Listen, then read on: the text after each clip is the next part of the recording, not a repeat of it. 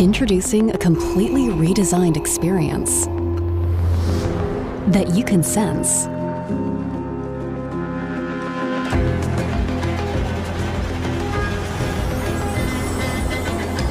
And that senses you. The new Dell Latitude laptops bring your work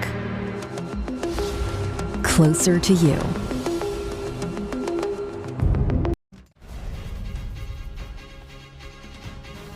Tonight, guilty on 34 counts. Donald Trump, now the first former US president to become a convicted criminal. How the historic verdict in the hush money case will impact the race to lead the free world. Also tonight, New Zealand slams Australia for changing a controversial immigration ruling. A terrifying moment for Jetstar passengers as their plane veers off a runway. And we're live to McDonald Jones Stadium as the Knights go for 5 in a row. This is NBN News with Gavin and Natasha Beyersdorf. Good evening. It's a historic verdict that has rocked America. Donald Trump, now the first former US president to become a convicted criminal. The word guilty reverberated in a New York courthouse 34 times this morning, with a Republican candidate now facing a hefty fine or even jail. Guilty! Guilty! Guilty! A verdict that will reshape America. Count 1, guilty. Count 2, guilty. Count 33, former President Donald Trump found guilty. Donald Trump was stony-faced in the Manhattan courthouse as the verdict was read out. Guilty of all 34 counts of business fraud, hush money payments to cover up an affair with a porn star and influence the 2016 election. The first criminal conviction of a US president, a legacy that will haunt him. We didn't do a thing wrong. I'm a very innocent man, and it's okay. I'm fighting for our country. I'm fighting for our Constitution. His supporters had argued he couldn't get a fair trial in Manhattan. What goes on? But still, they were shell-shocked. Should have been televised. Let the American people, let the world see what's going on here. Cheers erupted in the park across the street. I'm thrilled. It sort of breaks the spell of his escaping consequence. But even for those who despise him, it felt bittersweet. I know regardless of what he does, he's still going to have supporters, so we'll have to see. The real verdict is going to be November 5th by the people. The jury overlooked the flaws of star witness Michael Cohen. So this is a 6-year process within which for accountability to finally be had. Trump's former fixer who brokered the deal for his boss with the head of the National Enquirer, David Pecker. It's a confirmation for me of a lot of things that I suspected were going on and that I thought had crossed a line but couldn't really kind of confirm it in real time. The husband of former adult film star Stormy Daniels said this was a big weight off her shoulders. This wasn't her case. She didn't ask for this. And it was a vindication for the Manhattan District Attorney, who praised his team for following the facts without fear or favour. The only voice that matters is the voice of the jury, and the jury has spoken. Donald Trump will be sentenced on July 11. A jail sentence is possible, but unlikely. Few convicts come with a lifetime Secret Service detail. Until now, Donald Trump's troubles with the law have bolstered his base, but he's now in uncharted territory, campaigning as a convicted felon. This would be a devastating blow for most presidential candidates. But his son Eric filmed as Trump appeared unfazed as both tears and jeers rained down on Trump Tower. From eldest daughter Ivanka, "I love you, Dad." His family sending public messages of support, except for wife Melania.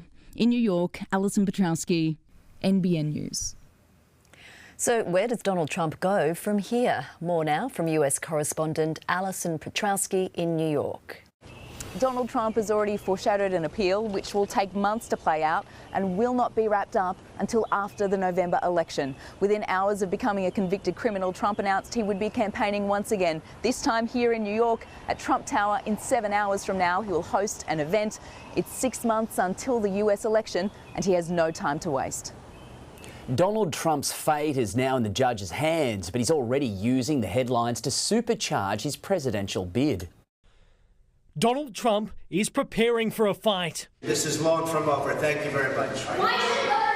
Within minutes of the conviction, his website's front page became a fundraising platform and it crashed. He claimed to be a political prisoner, the victim of a witch hunt, and his lawyer is crying foul. Did your client get a fair trial? I mean, no. I don't think so. Tonight, that client returned to his tower from a campaign fundraiser. The race to the White House now has a convicted felon. And days after Judge Juan Merchan sentences Donald John Trump, the Republican Party will formally declare him their pick for the White House. He also faces 3 other criminal trials. It's unlikely any will get underway before Election Day in November. And if Donald Trump wins, he could pardon himself from 2 federal cases.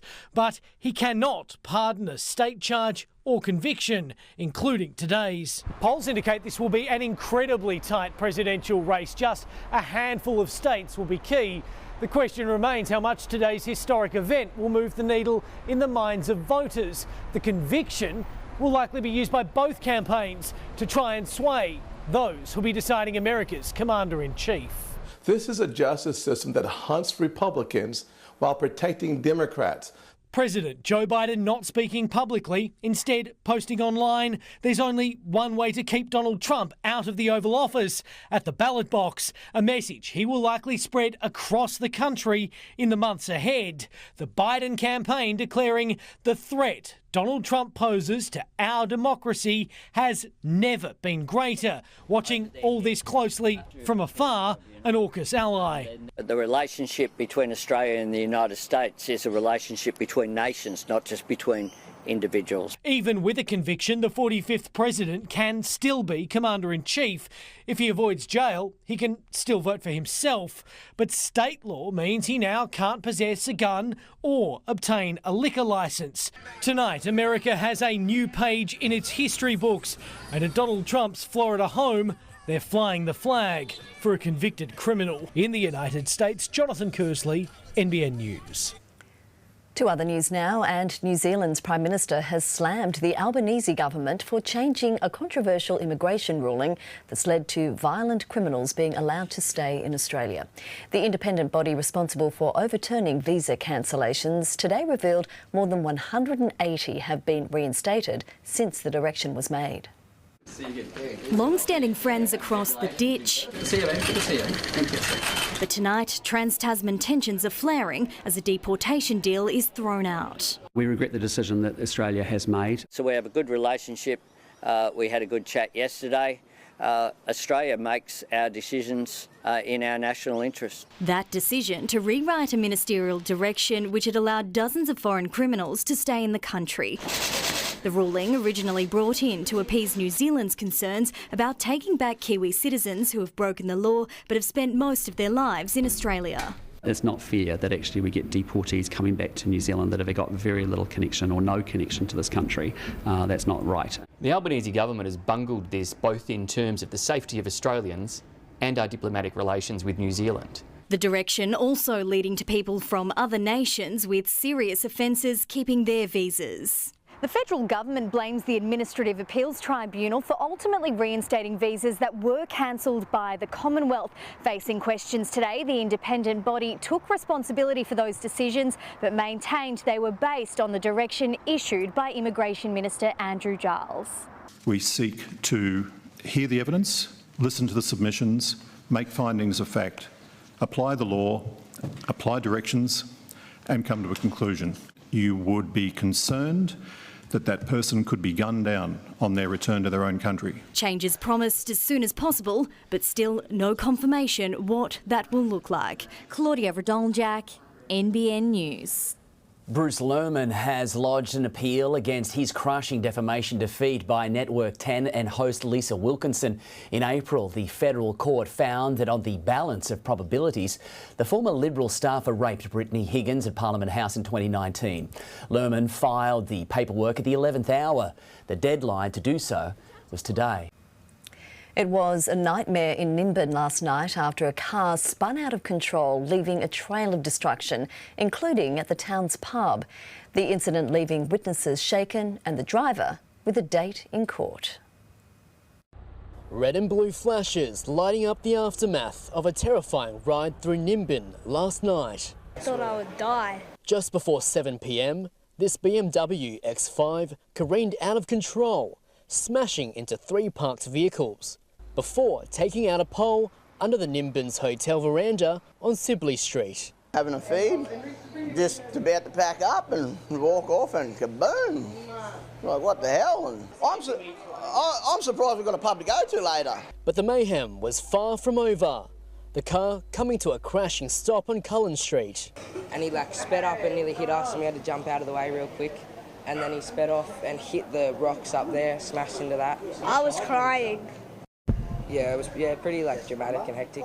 Yeah. The driver, a 35-year-old man, emerged seemingly unscathed from the wreck. He looked like he was about to run, so we grabbed him and got him so he couldn't take off. His passenger, a 43-year-old woman, was not as fortunate. The female passenger was airlifted to the Gold Coast Uni Hospital in a critical condition for a medical issue believed to be unrelated to the accident, while the male driver was taken to Lismore Base for mandatory testing. The 35-year-old man has been issued a court attendance notice for allegedly driving under the influence of drugs. He'll face Lismore Court on July 15. Andrew Dew, NBN News. Closing statements in the trial of a teenager accused of fatally stabbing 17-year-old Lachlan Andrews in Casino in 2022 have wrapped up in Coffs Harbour's Supreme Court. Justice Hemant Danji will now determine the evidence presented over the past 10 days. A verdict date has tentatively been scheduled for June 21 in the same court. 5 years have passed since the disappearance of 18-year-old Belgian backpacker Theo Hayes. Theo was last seen leaving Cheeky Monkey's Bar in Byron Bay at around 11 p.m. on May 31, 2019. Despite an inquest concluding that Theo is likely dead, the exact cause remains undetermined. New South Wales Police are offering $500,000 reward for information into his disappearance. It's a rising concern for local parents. E-cigarettes pose health and addiction risks to our young people. Now the North Coast Youth Vaping Task Force has listened to the community, setting out a new plan to tackle the devices in schools and beyond. It's a live document reflecting an ever-changing issue. 12 months in the making, the North Coast now has a community-informed approach to prevent and reduce vape use in our region. Some young people can't go all night without having to wake up and have a chip on their vape, or they're waking up and the first thing they reach for, even before their phone, is their vape to have a puff. The evidence that is showing that potentially 1 in 3 people who vape will go on to tobacco smoking, and this is why there is such a concern with the nicotine dependence that we're seeing with young people. A key initiative of the action plan launched today has been the development of evidence-based training and resources. Aimed at improving awareness, it will also list referral services and provide support to those seeking to quit. We're working with teachers quite a bit even, giving them better tools around conversations to have with vapes, and parents as well especially. It's always just have an honest, curious conversation, you know, rather than that judgmental, you've got to quit. The 4 settings within the plan are schools, community, health and regulation and environment. We're going to come up with a bit of a video, like song, interviews, those kind of things, and a bit of a competition to come up with some logos and slogans and things, and basically make a whole bunch of T-shirts that'll be, you know, about healthy lifestyle choices around vaping and that kind of stuff. New actions or changes will be reviewed and added over time and include the local implementation of state-led initiatives. It can be accessed on the local health district website. Britt Ramsey, NBN News. Thousands are expected to gather in Lennox Head tomorrow for the 11th Love Lennox Festival. Ballina Road will be blocked off as unique street stalls and entertainers are on show. Love Lennox Festival is all about everything there is to love about Lennox. It's a celebration of the vibrancy and culture of that small village, and there's music. The free event kicks off at 9 a.m. One of Newcastle's best-known music venues has rebranded, with Lizottes at Lambton now called Flamingos Live. New owners took over in November and revealed the name change at a glitzy event last night. The heart of the business will stay the same, and it's just the name, really. Yeah. And that's just to put our stamp on it. Yep. No point in owning a business if you can't put your own stamp on it. Incredibly warm across the region today, reaching 24 to 26 degrees. Next, finally home, an Australian couple touches down after being injured during extreme turbulence. Bring back vouchers for families. The powerful new lobby group out to revive the hospitality industry. And offenders restoring historic graves in a northern Tablelands ghost town.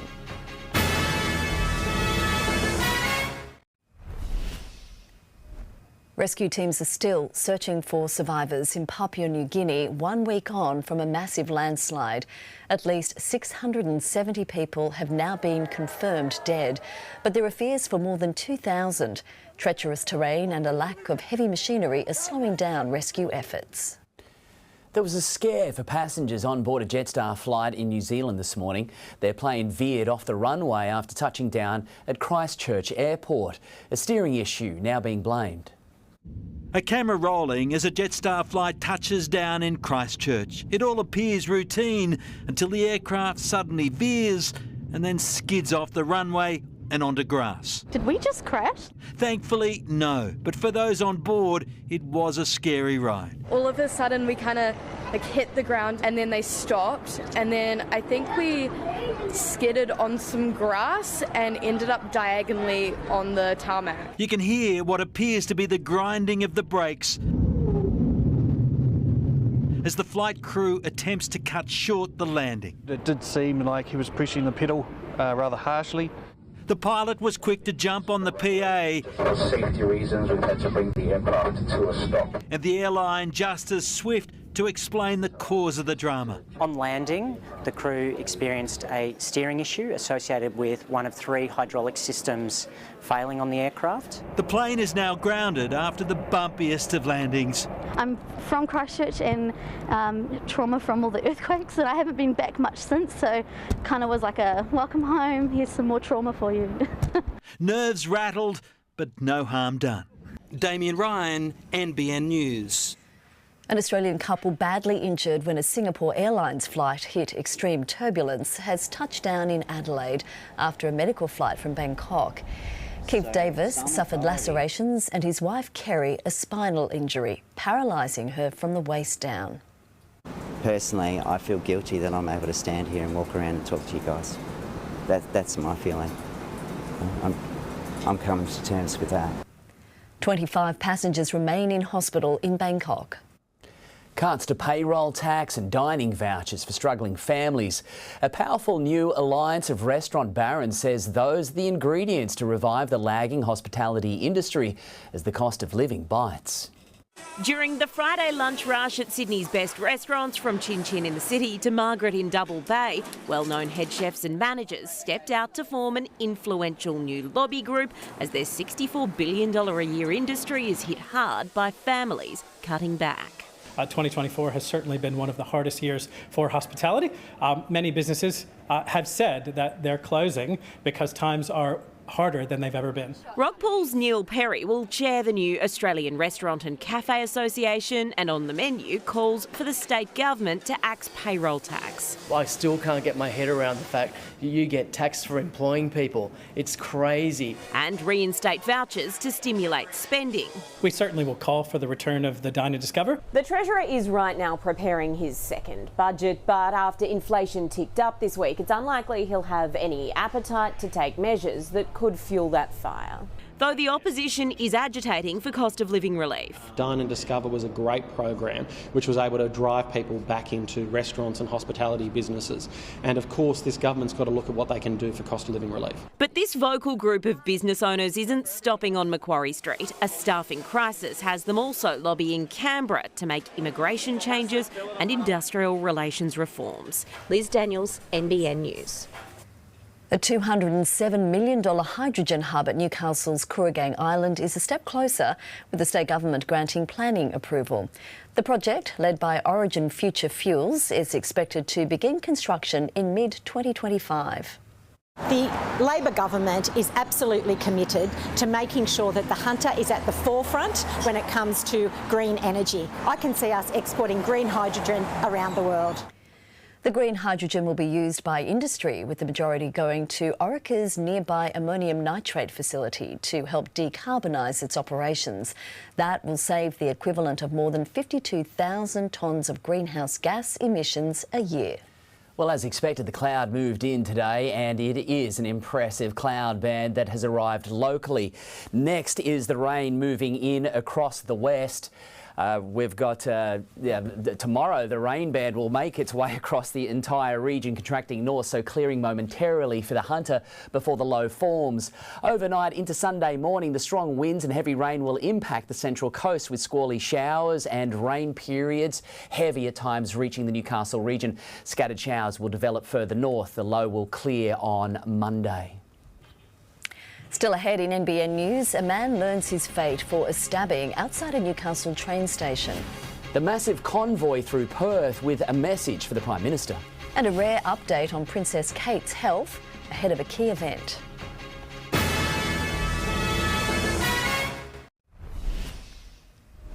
You're watching NBN News. These are our top local stories. There were dramatic scenes in Nimbin last night when a car spun out of control and left a trail of destruction, including at the town's pub.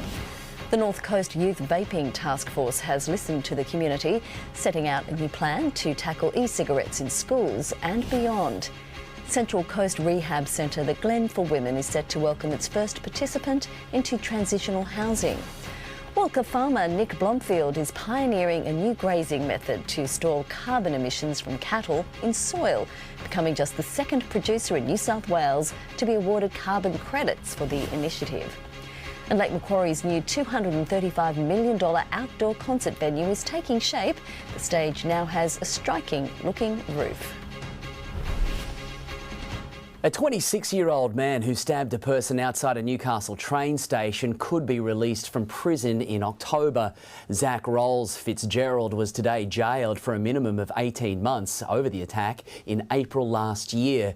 He met the 28-year-old victim outside Broadmeadow Station to collect money after earlier supplying him with Xanax and stabbed him once in the abdomen. A judge found Rolls Fitzgerald was remorseful and noted his mental health issues. Around 3,000 farmers from across Western Australia have made a powerful statement descending on Perth. They're protesting against the federal government's ban on live sheep exports, worried it'll decimate rural communities.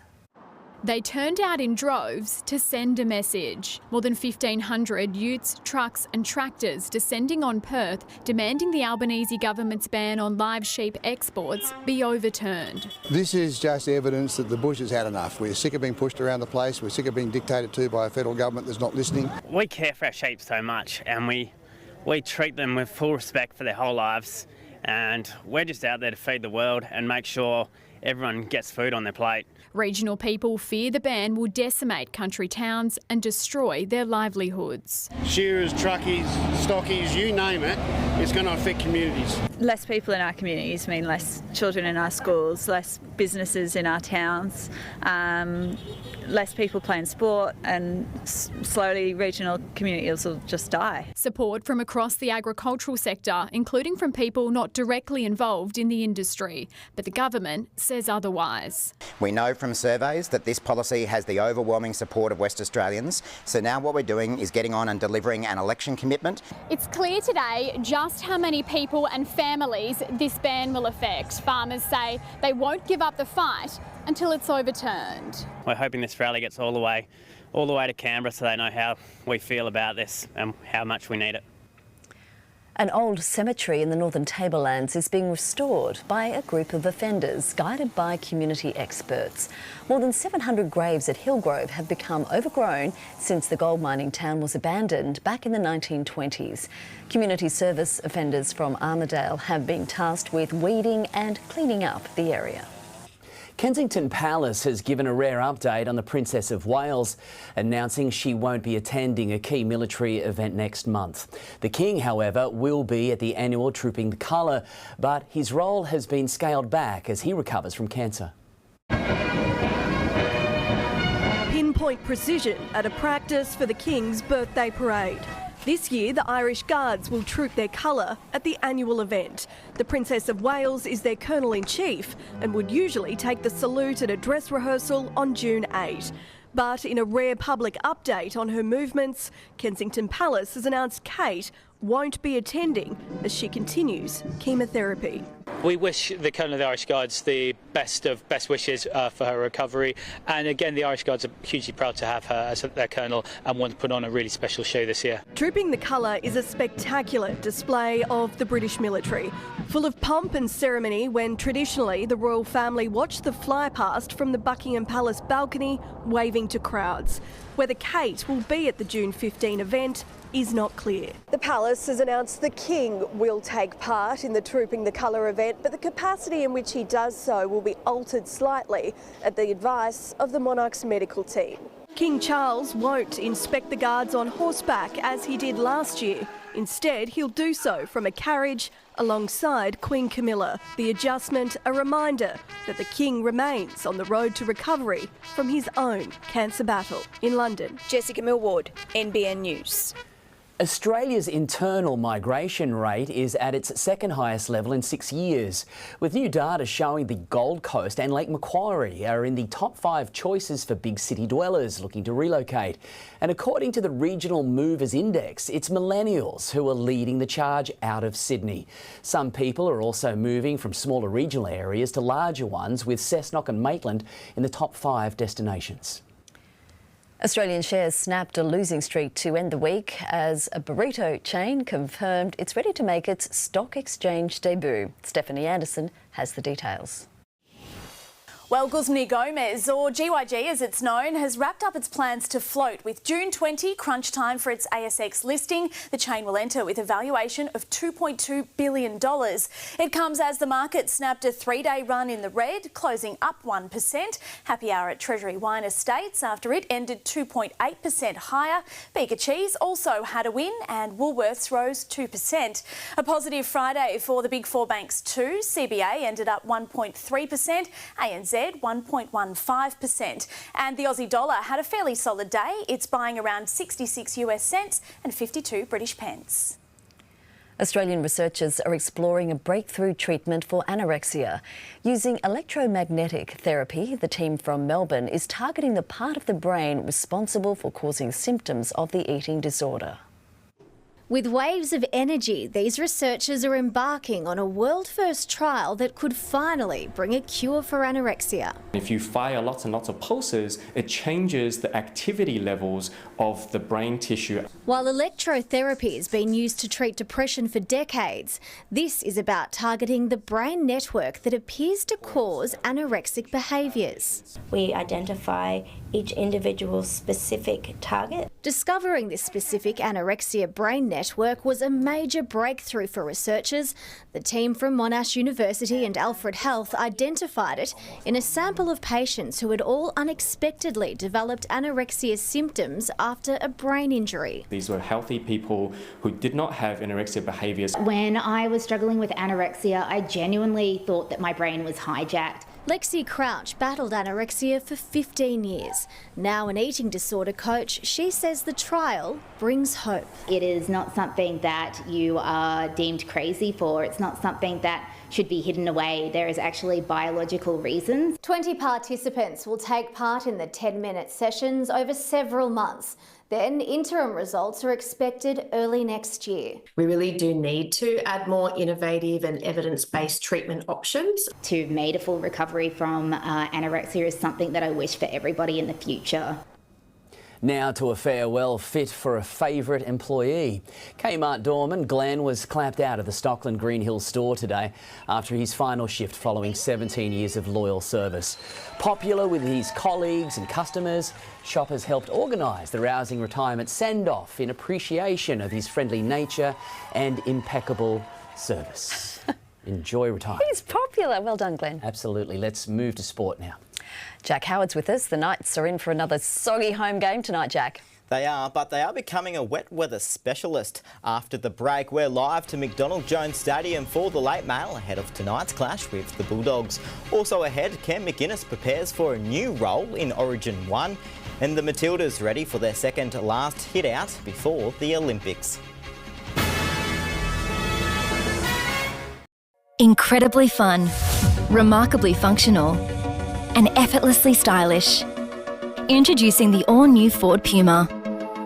A compact SUV that really packs a punch. Looking good has never been this easy. Secure yours today. The all-new Ford Puma. Effortlessly stylish. Newcastle returns from a bye at McDonald Jones Stadium tonight, searching for its 5th consecutive win. Montana Claire is there for us. Montana, the rain isn't deterring fans or the players. Jack, the Knights are fast becoming a wet weather specialist team. They've won their past 3 rain-soaked games, but tonight's clash with Canterbury is unlikely to be a whitewash. I'm joined now by Assistant Knights coach Blake Green. Blake, thank you for jumping out of the warm-up for us. How's everyone looking? Any late changes tonight? No late changes. Had a really good week actually. It's been a big benefit since we had the bye. We had a few players that were carrying a few bumps, so everyone's been able to fully train this week and head into tonight unchanged. The Bulldogs have quite a few out to Origin. I suppose, does that bode well for the Knights tonight? It gives us a little bit of an advantage, I guess, but they've had the opportunity to prepare for the last sort of 10 days, the Bulldogs heading into this game, so we need to just focus on what we've been doing really well. We've on the back of having four wins, and I'm happy for the conditions to keep coming down a little bit of rain, because we've had some luck in the rain, so it suits our game style, and it gives our players an opportunity to use some of their best attributes in the wet. And Tyson Frizzell is on the bench again tonight. I suppose, how do you envision him making an impact when he gets on? I thought he did a great job for us last week. He came off the bench against the Titans and played through the middle and just gave us a heap of leg speed through there, and he tidies a few things up defensively. So we'll look for more of the same from Tyson tonight. Awesome. Well, all the best tonight, Blake. Thank you so much for joining us. And Jack, all the action from tonight's Knights-Dogs clash will be right after a current affair. Thanks, Montana. Mitchell Moses admits he felt helpless when Brad Arthur was sacked by Parramatta while he was sidelined with a broken foot. Last night, Moses starred on his return after 10 weeks out, guiding the Eels to a desperately needed win over Cronulla. Mitchell Moses back, doing what he does best. Absolute class there from Mitchell Moses. The halfback, man of the match on his return, pulling the strings for Parramatta in a 34-22 win over the Sharks. But it's what he couldn't control that's been bothering him. Coach Brad Arthur axed as the Eels lost 7 of 8 games while Moses was injured. Helpless the whole time, you know what I mean? And to have our coach get sacked and, I have no control over it was really hard. I was really close with him, and sad to see him leave. The broken foot also robbed Moses of a start in Origin 1, but he's still hopeful of playing later in the series. I tried my backside off to come back and get it back early, and just didn't pull up right. But I know myself, I gave it every chance to come back and try to be there, but I fell short. So I just got to play good footy here and see what happens. Parramatta looks like a new team with their number 7 back. Yeah, I just felt comfortable. It makes things much easier. I can just not relax on the left edge, but enjoy myself a bit more. Blue and gold fans and players sharing the spoils of victory. But I got a bracelet, which I'm pretty stoked about. Says Dylan. Very cute. The loss, the second straight for Cronulla, who have fallen off the top of the table. Flat performance, got jumped on energy. The Sharks did score the best try of the night, a contender for 4-pointer of the season. Will Kennedy starting and finishing the length of the field epic. Spectacular from the Sharkies. Luke Duffy, NBN News. The Blues may be forced to turn to a makeshift half if injury strikes during Origin 1. Ken McInnes is preparing to fill the unfamiliar role ahead of the series opener on Wednesday night. He might be the most stylish of golfers, but Brian To'o needs some driving lessons. The Blues enjoying their day off, taking time to hit the Lura links, the team leaders playing in the same group. Later it was time for some sightseeing. To'o, the team prankster, off to check out the local area. It was significant Luke Keary was still in camp. He's on standby for Nico Hines until at least tomorrow, but another player may be in line to cover for Nico. First-timer Cam McInnes is shaping as the Blues game day backup. When did you last play in the halves? I don't know. Against Melbourne a few weeks ago, that my role was sort of to attack there but defend in the middle. So, yeah, comfortable doing that. so you got to be agile, don't you? Stay agile. The 30-year-old is ready to take his chance. You've been around the block to get here. Yeah, I had to have a quick look to see where I sat on the oldest debutants. Where'd you go? I think maybe 5th or 6th. No one has played it tougher. All the bumps, bruises, knocks, cuts, worth it? Yeah, mate, of course it's worth it to make it here, but playing the game's worth it to me. Like, I love playing, so it's what I've done since I was a kid and dreamed about being here. And there's a soft side to the new Blues tough guy. He says he owes this moment to his partner Rachel. Yeah, been with her since before it all started, and she's ridden the highs and lows, and she was so happy. And to see that joy, because what we do, it's hard for the partners. Like, I'm away and even playing footy, living life a certain way, and she has to cop all that. So to actually see the joy for her, that makes it really worthwhile for me. In the Blue Mountains, Danny Weidler, NBN News. In less than 2 hours, the Matildas will hit Adelaide Oval for their second last warm-up match before the Olympics. The Tillies looked relaxed on their team walk this morning before tonight's friendly against China. Australia's final game before heading to Paris is in Sydney on Monday. 2 Australians will begin their fight for an NBA championship next week. It comes after Dante Exum and Josh Green helped the Mavericks to a dominant 124-103 win over the Timberwolves and the Western Conference title. Dallas will now take on the Celtics in the best-of-7 series, which starts on Friday. Next, a new ground for an Aussie star. Alex de Minaur makes the third round at Roland Garros for the first time. And a truly epic finish to the Tahiti Pro.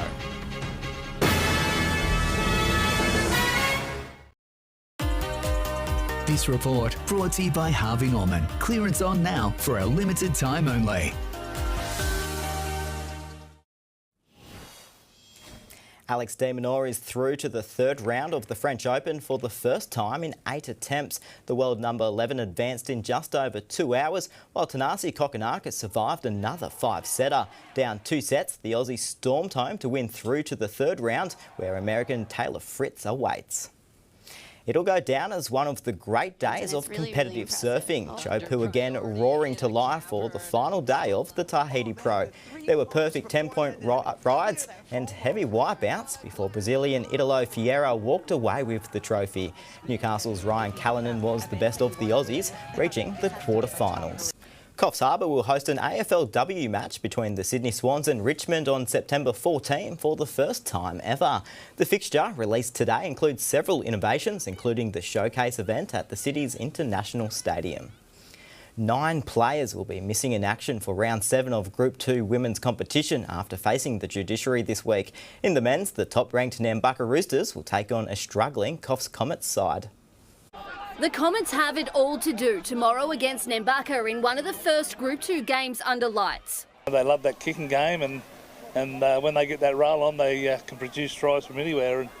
And Coffs kind of go all right in the first half, and then their structure falls apart. So, if they do that against Nambucca, they could get 40 or 50 put on them real easy. Kicking off at 5:15 p.m, the Roosters know if they stick to their structure and defend hard, the points will come. We can't underestimate any side in this comp.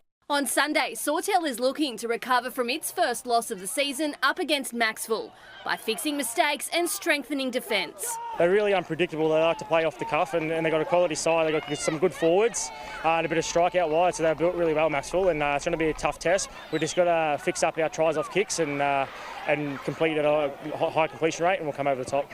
While Woolgoolga host the Ghosts. It'll be a tough match. It'll be a grind match up there. We know what the Ghosts are like. They'll grind away all day, and Whoopi's got a bit of flair there when they can get it going, and they improved a bit last week to what they've been playing. And teams are still on notice about brawling after last week, especially in the women's comp, with 9 players and 2 spectators suspended. A lot of them have come back and pleaded guilty to the conduct that they showed, and they range from 4 weeks down to 1 week. So, and the spectator ones, they could end up with 6 months or 12 months without being at a football game at all.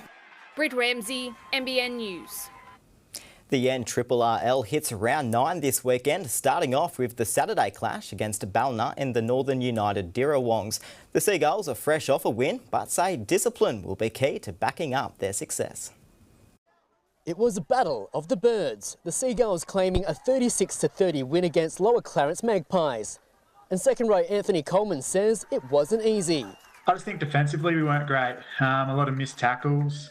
In attack, we dropped a lot of ball as well and gave away a lot of silly penalties. So, just made it really hard on ourselves. Sitting third on the ladder, Ballina is now gearing up for a showdown against Northern United Dirrawongs, a team which will be out for revenge after last week's 4-point loss to ladder leaders Bulambul. The Seagulls aren't taking any chances. They've obviously got a lot of good players. They've got James Roberts, Tyrone Roberts. But they've also got Jira Breckenridge in the front row. He's been a good player for a really long time. Fitness, a strength for the Ballina side, and the team has a clear focus heading into the match. I think our game plan is just to improve in our discipline, try and hang on to the ball, not give away any penalties, not make their job any easier. I know they're going to be up for it and, really tough. Kick-off is at 2:45 tomorrow at Kingsford Smith Park. Andrew Dew, NBN News.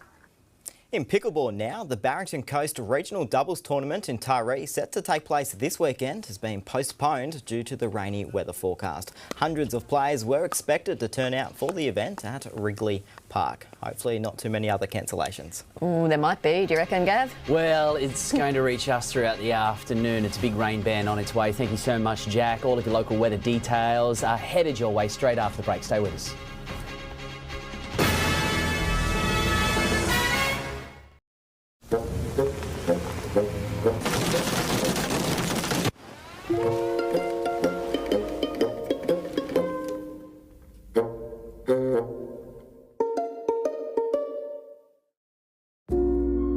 Switch on a Daikin Alira X split system with advanced streamer technology to remove more than 99% of harmful indoor air pollutants and surround yourself with cleaner air this summer.